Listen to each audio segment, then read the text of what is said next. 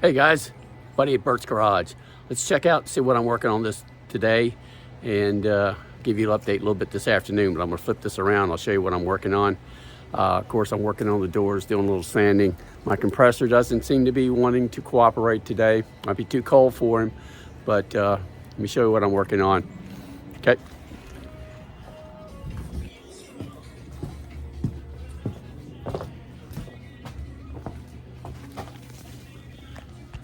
I'm working on the this piece right here. Of course, this is the fender. I got both fenders bolted back on, as you can see, just sort of see if they line up.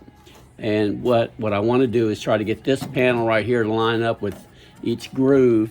And on this side, I got to make a new piece, so I'm going to be doing some welding and some grinding here to match this up. So and then I'm going to get all this old Bondo off and try to straighten this up a little bit, and then get it grind down. There's a big spoiler type thing that goes in the front here. So we need to get this looking a little better, so I've got to fill this all in, so when I put the fenders back on, everything sort of matches. So that's where we stand as we go today. All right, is everybody ready for their afternoon update? Okay, so I worked in this corner. You see I built a new piece right here, and I began to clean up all of this and get some of the Bondo out. And I moved over here and I saw where it had even more Bondo, and it had been hit and it had crinkled the Bondo, the metal terribly.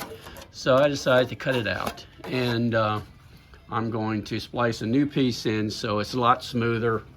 Still gonna have to do a little Bondo, and I have a nice little tool called a brake for bending and creating a 90-degree angle.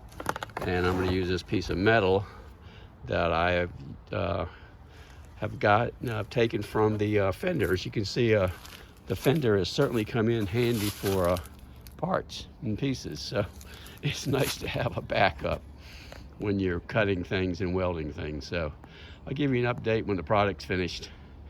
Stay tuned.